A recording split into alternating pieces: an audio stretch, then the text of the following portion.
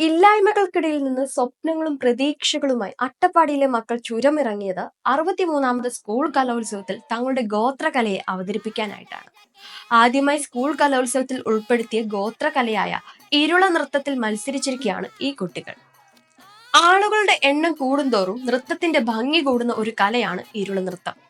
Attappadi Sholayur government tribal higher secondary സ്കൂളിൽ നിന്നുള്ള 24 കുട്ടികളാണ് അട്ടപ്പാടിയുടെ തനത് നൃത്തരൂപമായ ഇരുള നൃത്തത്തിൽ പാലക്കാടിനായി മത്സരിച്ചത്.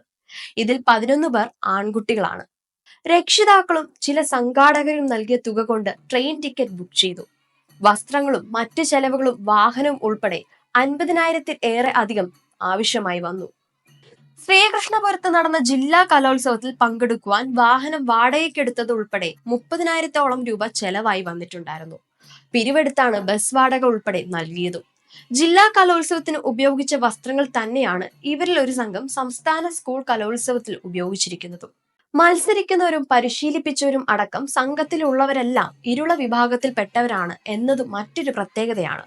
സമയപരിധിയോ പകലോ രാത്രിയോ എന്ന പരിമിതികൾ ഇല്ല എന്നൊരു കാര്യം കൂടി ഇരുള നൃത്തത്തിന്റെ മാറ്റുകൂട്ടുകയും കാഴ്ചക്കാരുടെ ശ്രദ്ധ പിടിച്ചുപറ്റുന്ന കാര്യം കൂടിയാവുന്നു. ഈ വർഷത്തെ കലോത്സവ വേദിയിൽ ആദ്യമായി ഇരുള നൃത്തം അരങ്ങേറിയപ്പോൾ കാണികൾ അടക്കമുള്ളവരുടെ നിറഞ്ഞ കൈയടിക്ക് സാക്ഷ്യം വഹിച്ച ഒരു മത്സരമായി ഇരുള നൃത്തം മാറിയിട്ടുണ്ട്. നമ്മളിവിടെ സംസ്ഥാന കലോത്സവവുമായി ബന്ധപ്പെട്ട് ഇരുള നൃത്തം അവതരിപ്പിക്കാനാണ് ഞങ്ങൾ വന്നത്. ഇരുള നൃത്തം അട്ടപ്പാടിയിൽ ഞങ്ങൾ സാധാരണയായി അവിടെ ചെയ്തു വരാറുള്ളത്. അവിടെ പ്രത്യേകിച്ച് വരുന്ന ആഘോഷങ്ങൾ, അതുപോലെ തന്നെ മരണം കഴിഞ്ഞിട്ടുള്ള ചടങ്ങുകൾ, പ്രത്യേകിച്ച് കൃഷി ഇറക്കുമ്പോഴും വിത്ത് കൊയ്യുമ്പോഴും ഞങ്ങൾ ഈ ഇരുള നൃത്തം കളിക്കാറുണ്ട്. ഈ ഇരുള നൃത്തത്തിൻ്റെ പ്രത്യേകത എന്താണെന്ന് പറഞ്ഞാൽ, ഇതിൽ എത്ര എണ്ണം കൂടുന്നോ, ആളുകളുടെ എണ്ണം എത്ര കൂടുന്നോ അത്ര കണ്ട് ഇതിൻ്റെ ഭംഗി കൂടും എന്നുള്ളതാണ്.